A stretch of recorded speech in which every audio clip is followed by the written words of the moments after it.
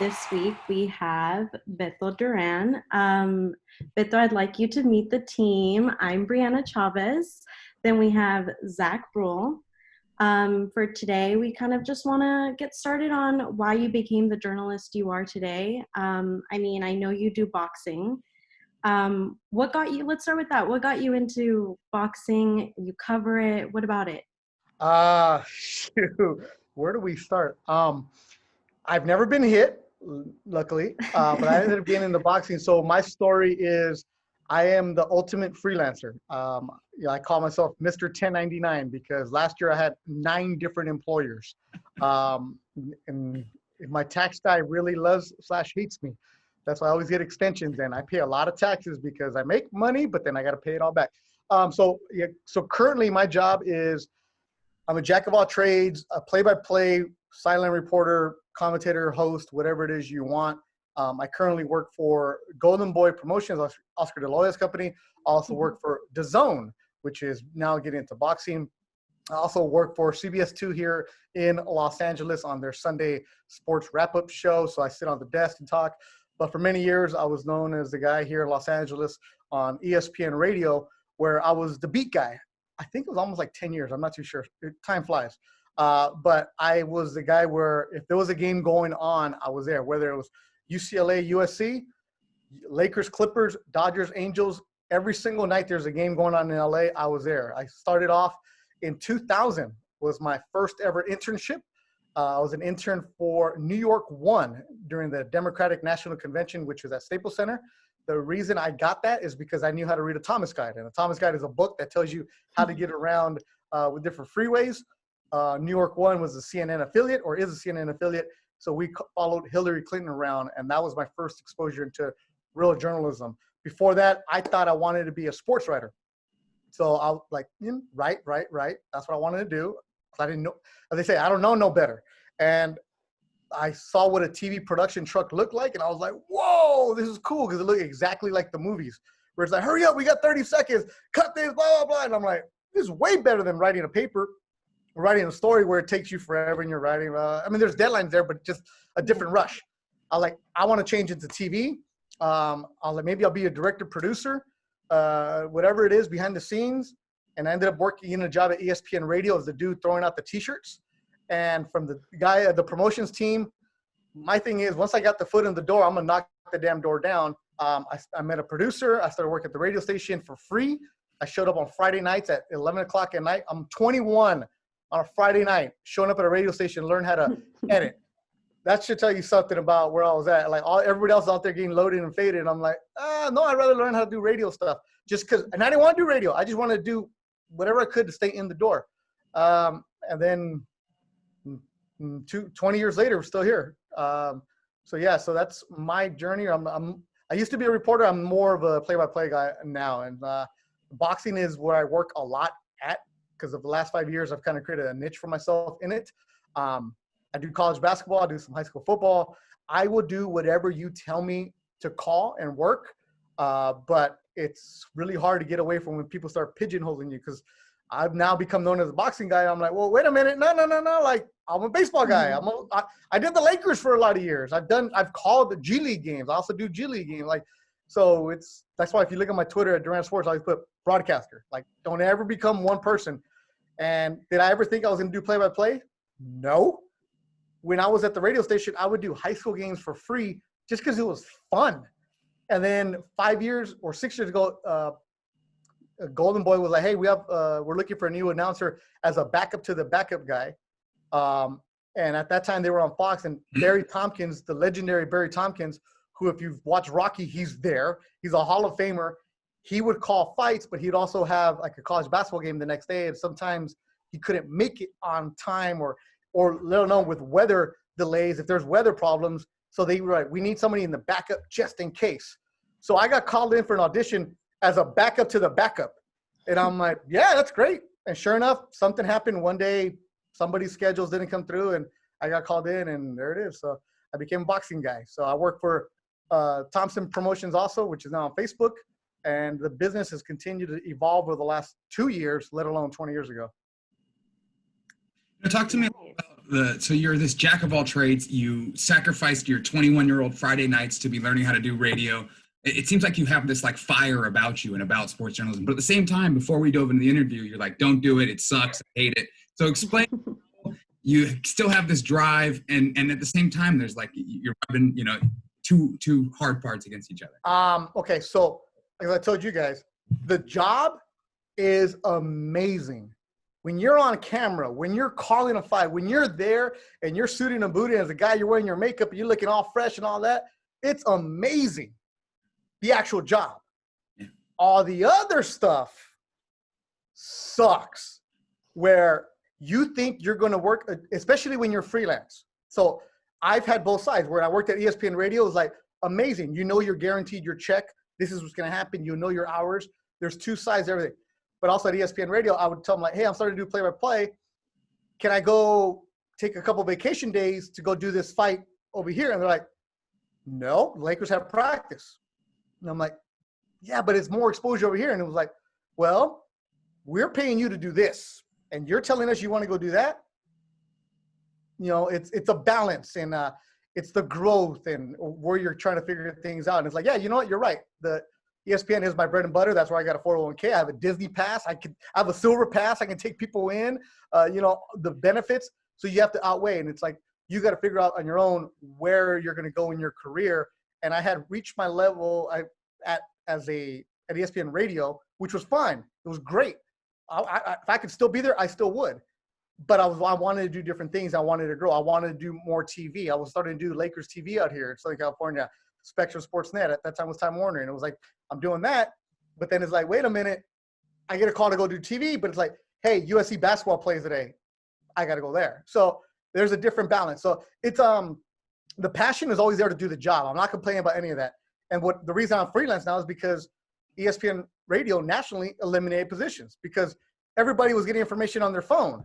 Twitter was there. Social media was blowing up. And I had to get social media following, but they're like, we don't need you to tell us what's going on 3 hours after it's already happened.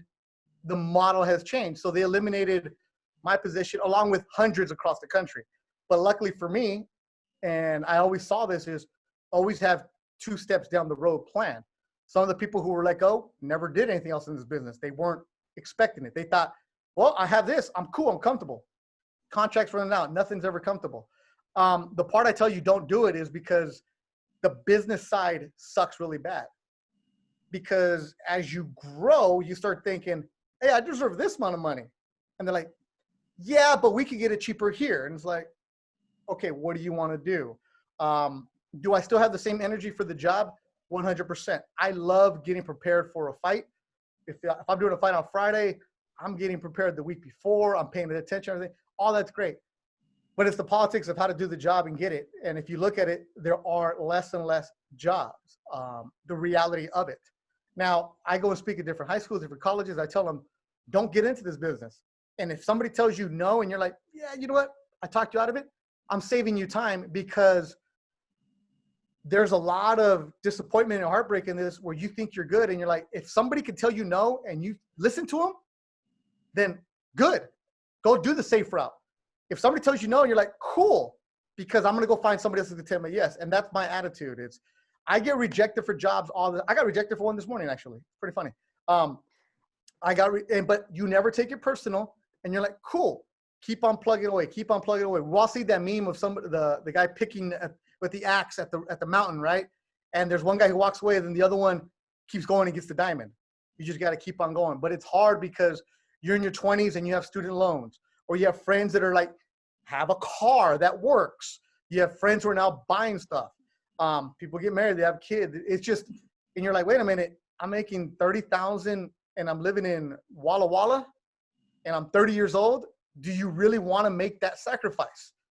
And if you want to, more power to you. I will help you as much as I can, but it's just the reality of it. There's only a few amount of people that get on SportsCenter, and you see that they're turned over all the time. There's only a few amount of people that get to the elite level, and they're gone after a couple of years. It's like, I'm going through that right now at 41. Okay, what am I doing next? What am I doing next? Like, I'm not the young kid anymore because there's a lot of other kids coming through. That's great. Keep the blinders on. Stay focused on yourself. Take that vow of poverty and just go with it. Like you're going to be shopping at Nordstrom's Rack. That's where I go. I used to be a Ross guy. I've upgraded. I'm Nordstrom's Rack now. Like there's just, you got to know the reality of it. You can't floss with it. I have a lot of friends that are really successful who make some money, who went to USC or went to Syracuse, had the broadcast degree, and they didn't do a damn thing with it because they realized after a year living in Pocatello, it's like, like you're in Yuma, is like, you know what? I'd rather go sell life insurance and make $100,000 in a month. Good for them, not for me. Like the people who are doing whatever it is on New York Stock Exchange. I still wake up every day excited to do this job. Even though it's now July and I haven't worked since March, I'm still fired up for it because I created a YouTube show. I created a separate podcast. I now have 2, actually almost 3 now. But it's continue to battle, but it's believing in yourself, which sucks because nobody else is going to believe in you. And it's like, wait a minute, what about all these relationships I built with you? What about when you told me I'm going to pay on the backside? It's like, it doesn't happen. And I know I'm sounding like the bitter old guy, but it's just the reality of it because it's when people call me now, they're like, hey, who do you got that I can use for this job? And I'm like, hello, me.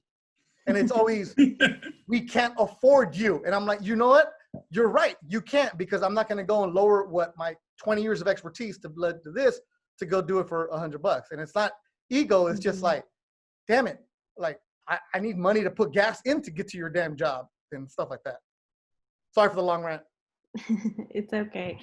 You kind of touched on it. You started 2 podcasts. You mentioned almost a 3rd one. What kind of was the main driver to even start the podcast? You've interviewed so many people. I mean, Nick Valencia, who works for CNN, Alana Rizzo, head reporter for the Dodgers. What kind of was the main drive to creating Living the Dream? The podcast that I have now is called Living the Dream. And I interview different people, and it's mostly just my friends. And I ask them, how did you get to where you're at? Don't tell me about whether it's an athlete or an Emmy Award winner. Don't tell me about that. Tell me when you were living in Grand Junction and you were eating top ramen. Like, tell me those stories. And we've all gone through it to get there. And if it's an athlete, it's like, what about when you were in the minor leagues and sleeping on an air mattress and you were batting 100 and you just sucked? Like, those kind of stories we get through. And the reason I started Living the Dream 5 years ago is because ESPN let me go. And how do I stay relevant? I mean, I created that podcast because now people don't know where you work. They know who you are. Like, you guys have no idea where I work, but my social media is pretty good. So it's like, okay, Beto looks like he's busy doing stuff. And that's what everybody is right now. You guys have your own show, your own platform. Great. I now know that Briana and Zach are doing their show. So now I have 2 people that are young. So if somebody calls me and says, hey, do you know anybody who's young who probably, yeah, these guys are hustlers that have started their own. There are a lot of people who graduate that are like, okay, I graduated,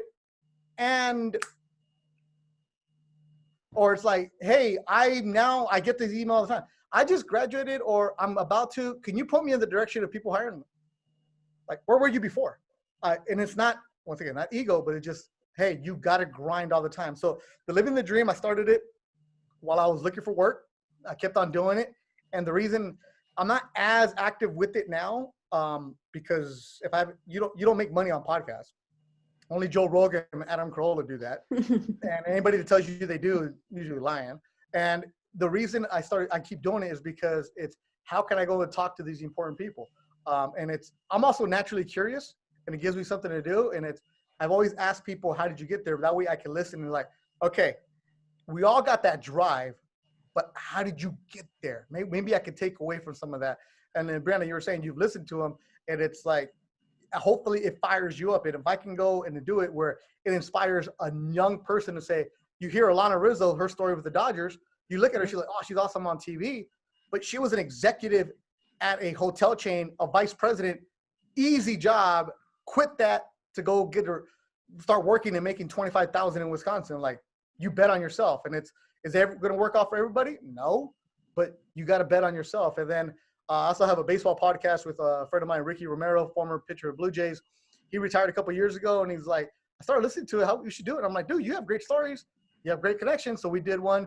Same kind of concept where I don't care about, hey, who's going to win in the AL East. It's, dude, remember when we were doing this and going to Applebee's when they had $8? Like, those kind of stories. So we've had Jose Bautista on, a bunch of Blue Jays because he played with the Blue Jays and college teammates and stuff like that. And that's the baseball one.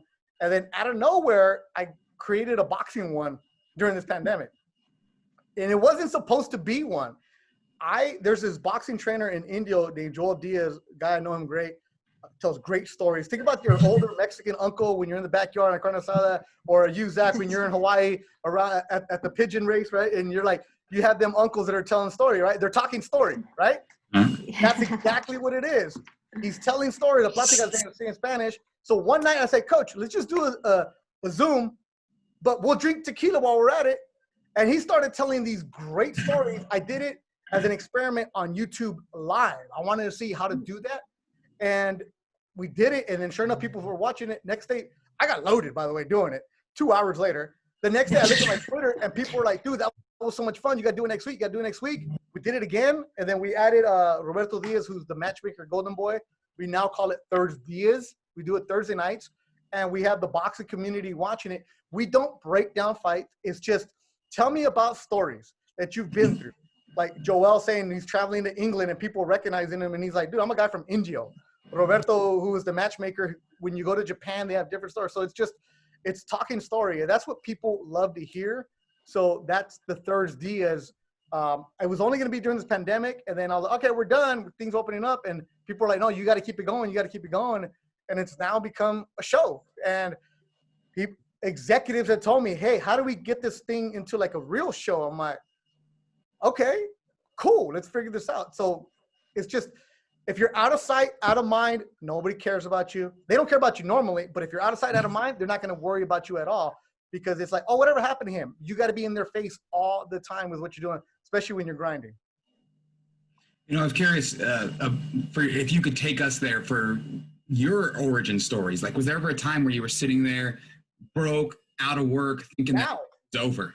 Now. This is my garage.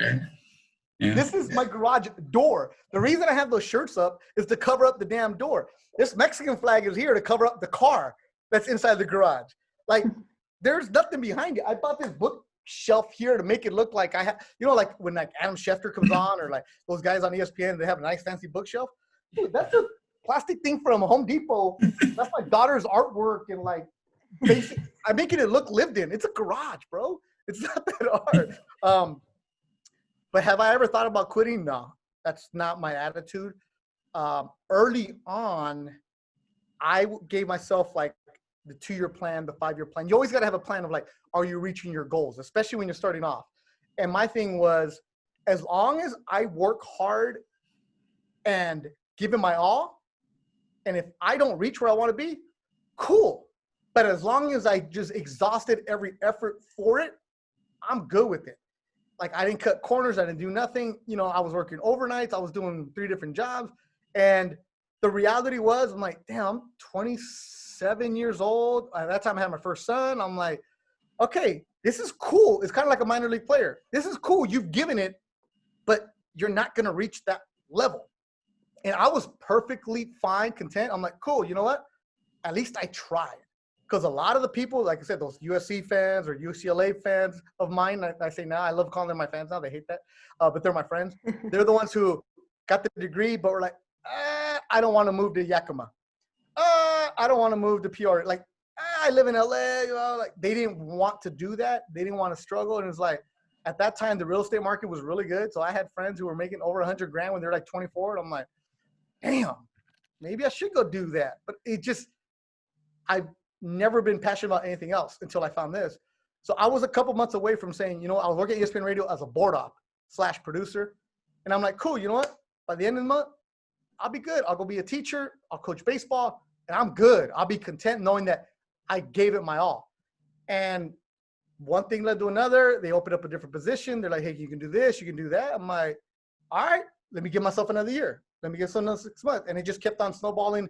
And like I said, once my foot's in the door, I'm going to knock it down. And it's like, have I been passed over for big-time jobs? Yeah.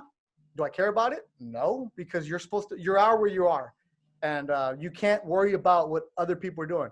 Am I better than other people? Yes. Do I worry about that? No. Because all you need is that one boss to like you, and that's it. So that person who took the job I really wanted, somebody liked them more than like me. It's not personal. It's just business. And a lot of people get caught up in like, what's that guy doing? What guy doing? Dude, just worry about yourself. That's easier said than done, especially when you're in your 20s. But that's kind of the attitude you have to do. Like, okay, I got rejected for 22 TV jobs when I was working at ESPN Radio. I got rejected in Yuma, Arizona. They were looking for a Mexican reporter to do sports. Yuma, freaking Arizona, on the border, rejected me. And I saw the guy they hired. I'm like, what? But he was the Syracuse guy. Good for him. He had better credentials, had a better reel, probably. Good for him. I got rejected from 22 TV jobs. Oh, well, it wasn't meant to be at that time. But now I'm the one on TV. Do I kind of puff my chest out about that? No, because you can't worry about that. It's just worry about yourself, keep on grinding. So have I ever thought about quitting? Yeah, like right now I'm thinking like, fuck, bro. Like, dude, what are we doing? Like, what are we really doing? Are the jobs that I've been doing, are they coming back? I mean, we see everybody doing sports in their house. A lot of stations across the country are getting rid of their sports department. So what are you doing to evolve? Do I want to continue doing sports? I mean, I'm not going to be a weatherman. That's not what I do. But you got to be realistic with yourself. And it's like, I only send video critiques to people who I know will be completely honest. Like if I send it to somebody who I know is going to tell me I'm good, why? It's tell me that, hey, you're good here, but this needs to be this and this and this. And that's the way I've always been. I want to hear complete honesty from it. I mean, a lot of people are like, if you critique them, and I do that too. When I write back to people, I'm like, you sure you want me to critique your tape? Because I'm going to be cutting you down because I wish somebody would do that to me. And there's some people who take it. Other people are like, oh man, this is harder than I thought. Like, yeah, you're in Delaware. Like, it's supposed to be hard. Especially when you're starting off. And I know I'm coming off like as a guy who's a know-it-all smartass, but it's not. It's just, in order to be elite, you got to hear through this, because you go into a baseball clubhouse, there's 25 players, 8 to 10 media members, NBA, 12 players, 5, 6 members. And in the smaller market, sometimes just 2. So like baseball, basketball, the play-by-play guys, there's only 30 teams, only have 1 guy. So you got to be elite to get to that level. And you can only get that by listening to people's constructive criticism, not believing your own hype, and just going after it. Now flip that for me. Was there a moment where you were just like, this is it? This is the reason why I got into here, into this industry. This is like everything that I've dreamed of. So I was a terrible college student. I was a good high school student. I was a terrible student because, you know, those kids that are smart, but they don't do the work. That's me. So, and it was always like, man, if you would just apply yourself, like, so I honestly, so my thing is, I always wanted to work in sports. That was my thing. You know, I read Sports Illustrated. I would be the kid to go to high school, read the sports page all the time. I carried it with me all the time. And I always wanted to work in sports, but I didn't know how. And when you're the Mexican kid, you're not seeing anybody that looks like you. But my name is Beto. Nobody knows how to say it. They call me Beto, Beto, whatever. It doesn't matter. I don't have a middle name, or else I would use it. So how do you get into work for a sports team? Well, there's a team doctor. So I was like, okay, let me go be a team doctor. Be a physical therapist. Organic chemistry sucked. Like, forget that. I talk a lot. Maybe I'll be a lawyer, be an agent. Just didn't have that. Yeah. I was like, what am I going to do? Like, I would be the guy who'd take classes and drop them, take them and drop them, take them and drop them. I was actually a junior college. So I was like, I would actually leave my school and go hang out with my friends at USC, UCLA, Irvine. I had smart friends. There were all these fancy schools. And I'd go to the classes with them, sit in on their classes, then we go have some beers, right? So, like, I was, like, involved in these classes. And, like, I would take philosophy class at UC Irvine, which is one of the best ones on Thursday. And I'm sitting there and I'm like, this is cool. But I just never had any kind of passion for what I wanted to do. I would take a class, drop it. Then my 4th year junior college, I was having shoulder surgery. And I needed to stay on my dad's insurance, but I wasn't a full-time student, of course.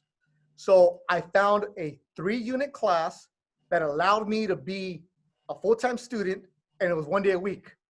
And it was mass media and society, taught by Lori Medgovich, who was a former USA Today writer. She taught the class 8 a.m. on a Friday. Nobody's going to class. So I went, and I was like, but I had to stay on because I was having shoulder surgery. So I'd go to class, cool. And then she started talking, and I'm like, damn, like, this is interesting. Next, I never missed a class. And she's like, hey, you should take my intro class, J1. And I'm like, eh. And in high school, I was the editor of the sports page to get into the games for free. Like, I'd go to the football games for free. I go to the basketball. Like, it was a hustle for me. I was like, let me go in there. I'm the editor for free, and then, like, write a little story, and I just write about my friends. So through osmosis, I knew how to write a story. She's like, hey, you're writing a good lead. And I'm like, what's the lead? She's like, didn't you write in high school? I was like, yeah, but it wasn't really much. And she's like, the lead, you're good at this. Write a story. Like, she's like, you're good at this. Join the school paper. And I'm like, by that time I was coaching high school baseball, and I thought I wanted to be a teacher coach. And I was like, I'm just trying to transfer, be done. She's like, you're a good writer. I'm like, I am? I couldn't write a term paper to save my life, but I could write a story on sports or the news, whatever. And then the light bulb went on. She's like, you got something here. Then that's when I got the first internship. A friend of mine at USC was like, dude, well, all my friends are graduating college. I'm still in junior college.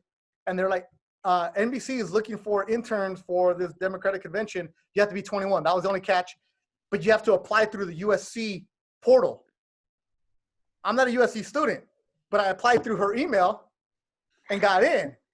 So the way I lied was during the phone interview, they're like, we need somebody to start in 2 days. Are you in LA? I'm like, yeah. I didn't know that this CNN internship was prestigious. They had Northwestern, Syracuse, Missouri, UCLA, and a USC student there. I show up, and they're like, so you're 21? Yeah, cool. And you go to USC? I was like, no. I'm transferring to USC. And they're like, you're not a USC student? I was like, no, I will be in the fall in a couple of weeks. They're like, man, okay, well, whatever. You're going there anyways, you're in.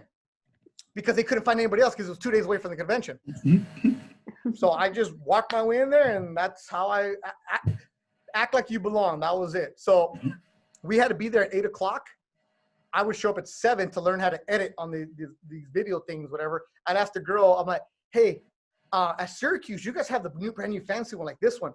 At my school, we don't, because I'm transferring. She's like, oh, okay, let me show you. I've never seen this damn machine in my life. But I'm not going to tell them that. You got to act like you own the damn thing. So that's what I did. Now, you mentioned you got rejected from 22 jobs. What was the mentality like, okay, I need to change this from job to job to job? I didn't. You didn't? That's how naive I was. It was just, these are like market 160, market 180, like, whatever. It was, you just basically send the tape to all of them and you just change the cover letter. That's what I was doing. That's why I didn't get the damn job, because the tape sucked. Like, I didn't have an internship anywhere else where I could shoot it. I had it where I would get a friend who had a camera and I'd go and do fake stories to make a reel. Like, I would go to a high school game and interview somebody. That's how my reel was. It was terrible. And this was like 2001, maybe 2, whatever it was. So of course the reel sucked, but it looked like you're trying to get that job. I didn't know at the time. I thought it looked good. Remember, you're sending out VHS. So I thought it looked good. And you're like, it didn't. But that's why I got rejected, because I'm going up against Syracuse, Northwestern, Miami, UCLA, USC, the kids who know how to do that. I was teaching myself how to do it. Like, I would go on the internet, teach myself how to, like, put together a reel. What do news directors look for in a reel? I didn't know anybody. I didn't have no connections. I didn't have, like, somebody to tell me anything. I didn't have mentors. But the rejection letters, did they come in? Like, did they suck?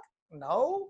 Did I care? No, because somebody's going to say yes eventually. But mind you, I was also working at the radio station, answering the phone. So I'm like, at least I had somewhere to go, but it was just, they just kept telling me, like, just keep on going. Just keep on going. All you need is one person. All you need is one person. So I never got that one person. But then at the same time, the radio station started picking up more and more what I was doing. Like, I was basically working for free. I just show up. Like, if I had to work at 6, I show up at 12.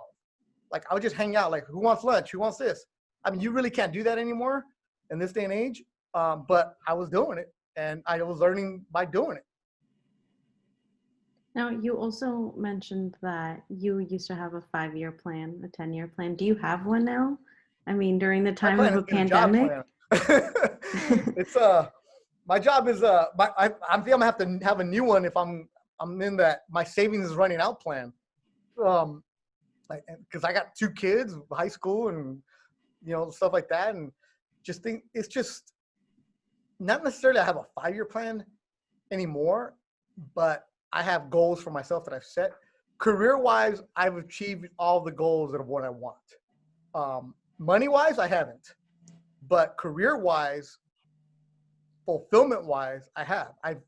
The only thing I haven't done is work the Olympics, and I'm going to find a way to do it. That's the only thing I've never worked. I've been to every single major sporting event you can think of. I've covered them all. I've never worked a Super Bowl per se, as in I was there, but I wasn't working. So it was like I wasn't doing an interview. So for me, it's like, that don't count. It's like being a bench guy on the team where you get a ring, but you never played once, right? But everything else, you think about it, I've been there, I've met them all. So it's great. It's been a great ride. So fulfillment-wise, it's been great. So, I mean, I've been on SportsCenter. I've done all the ESPN shows. I've done all that. So, like, when you work at ESPN, it's great because you can cross from the radio to the TV and do everything else. But it wasn't like the radio bosses were doing it. It was like more of me hustling and pushing that way. Like, hey, I know during the summer people go on vacation. If you ever need anybody, boom. And I'm covering the Lakers, boom. Like, stuff like that. But then that goes away. Then it's like the next week, it's like, well, okay, now what? 2 years later, it's like, now what? Like, I have a lot of people who I know who still live on the past of what they used to cover. It's like, yeah, I covered the Lakers championship 10 years ago. What am I doing now? I'm covering a G League game. Like, it doesn't matter where you're at. It's what are you doing right now? So, I mean, I got personal goals of what I want to do, but it just changes. A 5-year plan, 10-year plan. No, I think for you just getting out of college is good to have goals. But in our business, it changes so quickly of what it is. Because you might say, I want to be a network person in 5 years. That job might be gone. Like, a lot of, like I mentioned, like a lot of small towns don't have sports sections anymore. So you might end up being a producer director. It's like, are you okay with that? It depends on what you're okay with. What do you think's what trait of yours is what has allowed you to be like this jack of all trades that is able to be invited to do boxing, do basketball, do G League? Is it just pure determination, or what would you attribute it to? You got to sell yourself all the damn time. And you got to know that you can't just be one person. Even now, you graduate. It used to be you go to a small market, you do everything. As you get bigger, you are in New York, LA, and there's a producer there, there's a director there, you do all that. You got to learn how to do everything. You got to learn how to edit. You got to learn how to shoot. You got to do that. And a lot of people don't. You got to become, I hate the term, multimedia journalist, right? MMJs, which means basically we're paying you less to do the job of 3 people. But that's just the business. Either you deal with it or you don't. During this pandemic, I taught myself how to edit. Well, no. I taught myself how to do a YouTube show. Well, no. Graphics, do I do it well? No. But I do it through just enough. Stuff I never thought I would actually ever have to do. But as far as like jack of all trades, my thing is, when you play sports as a kid, you just want to be on the field. Like, you don't want to be on the bench. You got to learn, like, okay, you know what? I'm not 7 foot, but I can play defense. Hey, I'm not a 300-pound Samoan lineman, but I can kick. Like, whatever it is you can do to get on the field, and that's what I do. And the reason I've survived in this business, knock on wood, is because people know that if they call me, I can do something. Like, I've been called to do stuff where I'm on standby, and it's like, okay, today you're going to be the reporter. But if so-and-so doesn't show up due to weather, you're going to be the play-by-play guy. It's like, it's cool. And it's also, when you get demoted, like, I would love to be the play-by-play guy all the time because you get paid more and it's more prestige and it's fun. But if I ever do that, I don't want to do that. Okay, cool, gone. You can't have that attitude. So it's just being a good team player. It's a mentor of mine, Jeff Proctor, always says, remember what you learned in kindergarten? Just be nice and play well with others. It really does go a long way because you're going to remember the ones who are jerks to you. You're going to be the one, you'll always remember the ones who are fake. In our business, it's a lot like high school where it's just little this and that. And you're like, are we all grown up here? But it's super competitive because if I tell somebody I'm going to work for $500 and then all of a sudden another dude comes in, he's like, I'll do it for $250. What do you think the boss is going to go with? And I've heard it. And it's happened to me a few times by somebody who comes up to me, oh man, Beto, you're so good at what you do. Big fan of yours. And I'm like, oh yeah, cool. And then all of a sudden you look up on TV and you're like, that mother. But it happens. But do I take it personal? Do I confront that person? No, you're just like, all right, cool. But he's not as good as me. And then when the boss comes back, he's like, hey, we want to use you. Yeah, my price went up. Like, that's how petty I can get. But you got to know what you're worth too. So there's all these little backstabbing, sabotage things that's just part of the business. It's like the stuff you don't hear in college. Everybody tell you how amazing the jobs are. It's like, oh, I get to do this, I get to do that. Yeah. And tell me when you are collecting unemployment for 6 months because Lubbock, Texas, the boss showed up and changed everything. Like, it happens. What up, Briana? You call me, I'm here. You want to? Yeah, no, it's just, I guess it's true. I mean, we hear that we have guest speakers in classes that they say, oh my God, I do this for this company and I do this for this company, but we don't hear, like you said, what actually happens. So it's just I'm soaking it in because I don't know about Zach, but I'm right now just applying anywhere and everywhere that is looking for people. You have to. Like, I would love to do sports. I love to do sports, but after listening, if I'm being honest, after listening to your podcast with Alana Rizzo and her saying she started off in the middle of nowhere, not doing what she wanted to do, it kind of was a wake-up call. Like, okay, if I'm going to get into sports, I'm going to have to be open to moving away from home and not being able to start off at the position I want to. Yeah, it's like I said, I don't get invited back to colleges a lot because it's not that I'm trying to scare people straight. It's just more of the reality of it because this is more important for me to say than, hey, you can chase your dream. You can get it too. No, you're not. Like, you're not going to. Like, if you're not willing. I hate that. That happens in classes all the time. I have professors that have to be nice to me, and like they say this compliment sandwich thing where they say something nice, they say we need to work on. I say I don't need that crap. I hate that you wouldn't be invited back because I want reality in that environment. I mean, I'm not here for patty cake. I'm there to grow. Like, it depends on the class. There's a couple who invite me back, but the reason I don't get invited back is because I kill people's dreams. I get told, like, I'm like, well, cool, good for you. If I kill your dream now, your dream's not strong enough. Yeah. Like, but the thing is, and anybody who reaches out to me afterwards, I'm more than willing to help them out and give them advice. And look, that's another thing is you got to grow your network. Now you know me. If you're applying for a job somewhere, you got to ask me, Beto, do you know anybody in Raleigh? Actually, I do.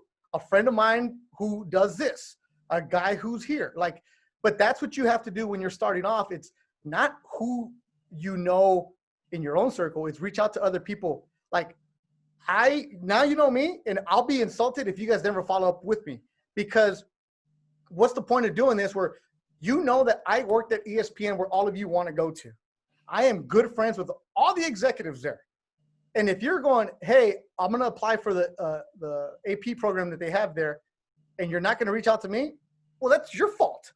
Like, why wouldn't you go reach out to me? It's like, okay, you know what? Here's the way you apply, but here's the way you apply. Like, there's always the different door. So that's what I kind of tell these college kids. I'm like, here's my cell phone number. Don't email me. I hate email. Just text me. Like, I'm kind of young that way, right? Just text me. Like, text is best. But nobody ever does. They don't follow up with it. And I'm like, then don't blame anybody when you don't use your resources. I know I come off strong and I know I come off abrasive, but it's just because I get fired up about this because you look around, there are like not many minorities that are doing anything. There's not many Hawaiians that are doing it. Like, you, my friend, should be reaching out to Rob Fukuzaki from Channel 7 here in LA. That should be your best friend. Have you ever reached out to him? Do you know who he is? Nope. Okay. Rob Fukuzaki in LA. Briana, you know him, right? Yeah. Okay. He is in LA. Hawaiian. He's been here 20-something years. Yes. The reason you don't know about him is because you're not from LA. In LA, he knows everybody. Rob runs his own golf tournament here in LA, which is a big deal. He's a big member of the Asian American Journalists Association. But his thing is always Hawaii, Hawaii, Hawaii. I've heard nothing but him helping out Hawaiian kids who come to the mainland, and he's like, cool. He went to University of Laverne, but he's a Hawaii 808 kid all the way. There's a dude named Jemai Webster. who works for Nesson. You know Jamai? Oh, yeah. Where did he used to work at? I'm not sure. I just know him from Red Sox games. Okay. Jamai, his third job was in Hawaii. Yeah, like, that's the thing. So now I just mentioned to you 2 people that I know, right? Like, that's that networking that you got to do. You got to go and find out who's doing the job that you want. Look at their bio. Find one thing that you can do that you can have a connection with. And it's like, oh, Jamai. So now if you want to go work at Nesson, you're applying. But Jamai, I'm a Hawaii kid. I know St. Louis. You don't think he's going to look out for you? You don't think, like, that's the way it works. You help out the people who come from your background, the people that you know, the people that are come recommended to you. Like, that's what you have to do. Like, you know, it's just little things like that. Briana, Jamai, he went to CSUN, which is right down the street from you. Yep. Yes. So, literally across the street. so Jamai went to CSUN and he went to Hawaii. That guy now has 2, you now both have a connection to him in different ways. Yeah. You got to find that kind of stuff. Briana, you guys go to University of Oregon, right? Yep, we both So, of did. course, Neil Everett is your best friend, right? Mm-hmm. Hawaii connection, University of Oregon connection. He starts every sports center with "How's it?" And Right? I love them forever. Yeah. That's what I'm talking about. Those kind of connections are what you have to do because it's going to suck for a long time. But, hey, I am applying to a job in Bend, Oregon.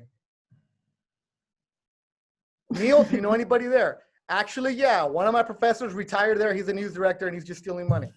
Like, these small little markets, little markets, Yeah. you have a guy, for example, in Palm Springs, one of the main bosses, I think, at CBS for years, this man retired, and he's now the director in Palm Springs at a small TV station there. But if somebody's going to go reach out to him, why wouldn't it be, hey, I know so-and-so? Like, those kind of things. Like, there's always some kind of connection to somebody, but use whatever you can to stand out, because every year all these colleges graduate thousands of kids with the same degree as you. What are you doing different? That's the key. So I guess kind of a follow-up to that is, you mentioned reaching out to them, like mentioning a connection with them. How would you recommend reaching out to them? Like messaging them on Instagram? I mean, I did that with you, like that.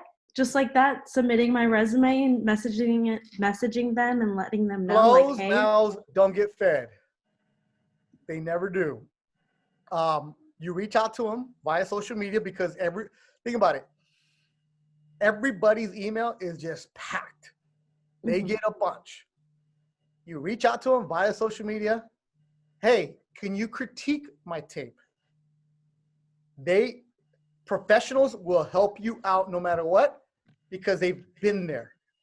We've all been there. It's like, can you critique I just graduated from Oregon, get my foot in the door. Can you critique my tape? They're not going to say no. It might take them a little bit, but just send it out to enough people. Like, I would say, find out anybody who went to Oregon that's on TV anywhere and go there. Briana, let's play the race card. You're a Mexican girl, right? Yep. Find the Mexican girls that are doing sports, reach out to them. Oh, there aren't any. So you better there are no Mexican girls doing sports that are anchoring. But there's my friend Sierra Santos in Phoenix. Sierra used to be at CBS 2 in LA. She just left Chicago. She went back to Phoenix, where she's from. Tell Sierra I sent you, Siera. She will help you out. And you said CBS in Phoenix? I don't know where that, but I know she went back to Phoenix. So you reach out to the girls who are doing the job that you have, because she's going to look at your reel and be like, damn, I remember being her. Like, I remember this. Find whatever. And it doesn't have to necessarily be sports, but find the Latinas who are anchors and reach out to them.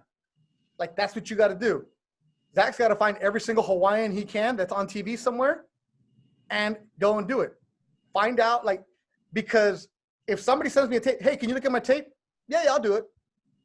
Hey, I'm from Carson. Oh, for real? Okay, yeah, cool. Like, find that kind of connection. Like, my son goes to high school here, and I helped teach the journalism class there. I've had kids who are in college now. Hey, Mr.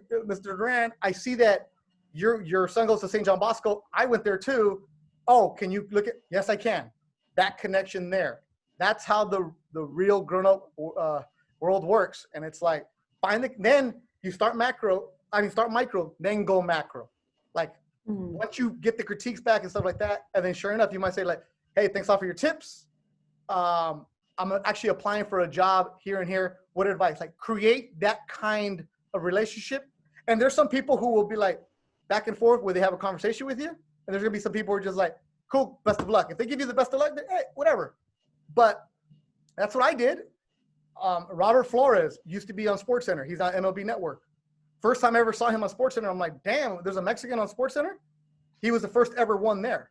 I reached out to him like, Robert, like, hey, congrats, blah, blah, blah. I'm in LA. If you ever need anything, we became friends. It's like, that's what you got to do. If you ever need, but that was a different level. But for you guys, reach out to the people who are doing the job that you want that look like you. Find out anybody who's from the Valley. The girl I work here, for example, a girl I work with at Golden Boy, Jessica Rosales. She's the stadium host at Dodger Stadium, the in-stadium host. Yeah, she lives across the street from Northridge. Oh. She lives on, what is that, Victory or Nordhoff? One of those? Nordhoff? She lives on Nordhoff, across the street from the Performing Arts Center. Oh. So Jessica Rosales is a friend of mine. Great editing, awesome person. Reach out to her. Tell her I sent you for the tape. Okay. Like, that's what you have to do. Like, that's it. Your first year out of college is going to be hard. Looking for anything, finding anything, not making any money. But that's when you grind. You keep doing this show that you guys are doing every single week. Keep putting it out there, because now when people ask you like, well, have you done anything? Yeah, I'm actually the host of. That's what you got to do. They don't know that you're just in your living room doing it, but it looks like you're doing it. Out of sight, out of mind. Doesn't help. I mean, that's pretty much all I have. It's just thank you, because it's so hard. I mean, my parents, my dad was an immigrant, my mom, born and raised in Santa Monica. Well, born in Mexico, raised in Santa Monica. And I have two older sisters. They're both nurses. So it's like, it's a struggle, because nurses will get a job almost anywhere they go. But as a journalist, it's not that easy. I am number 5 of 7. My mom and dad speak no English. They have no idea what I do. All the other kids are really successful. But my mom, at my house, there is no cable. So they read La Opinión and they watch novelas, right? And Univision, and that's it. I started working at CBS 2 this past football season. This is the first time my mom had ever seen me on TV. And was like, hey, what are you doing there? Like, they don't, because they're proud of you, but everybody has their own life to live. That's my mom's job, was just don't be a cholo and get a job. And that's it. It's just stay out of trouble. Nobody's going to understand what you're doing. And Zach, nobody's going to understand why this guy left Hawaii for Oregon. They're not going to understand, why don't you go back? And it's like, nobody gets what you're doing except for your peers. And even then, not them. And it's like, hey, you're smart. You graduated from college. You don't got a job. You know how much you're going to hear that a lot? Ugh. Hey, your cousin is over here doing this. What about you? Hey, remember we had your big graduation party and you still don't have a job? Now what? When are you going to do this? When are you going to give up on this little dream? Just go be a nurse like your sister. Hey, just go be a teacher. Hey, well, do real estate with your cousin. Look at him. Look how successful he is. And you know what? Are they happy? Everybody has their own definition of happy. Mm-hmm. You got to figure out what it is that makes you happy, what drives, and what makes you chase it. And it's like, obviously you two are trying to chase a broadcast reporter dream. Go for it. Go for it. That's it. Half the battle is even believing in yourself. Because how many times have people asked you, what do you do? And you're like, you don't want to say it because you don't want somebody to tell you, well, you can't do that. You ain't ready for this. Like, you're going to hear that all the damn time, especially at family parties. Like, what are you doing? Yeah. Well, thank you very much for your time. Thanks for your honesty. It's really refreshing to hear somebody that tell you like it is, man. Like I said, the pampering, it gets old. So it's nice to hear someone who would just be blunt with you. So I appreciate it. Yeah. Just believe in yourself. That's all it is. At the end of the day, believe in yourself. Live below your means. I've never bought a new car because I knew these kind of days would happen. I'll buy some fancy suits, but I make sure I get a deal on them. But it's just, it's when you get done working and there's always a rush and you're like, that's awesome. And whether it's I'm doing a high school game, whether I'm doing a fight in Vegas, whether I've done the World Series, it doesn't matter. There's always a rush. And it's like, that reminds you of why you're doing this. And it's like, just believe in yourself. That's all. It's hard, but just believe in yourself.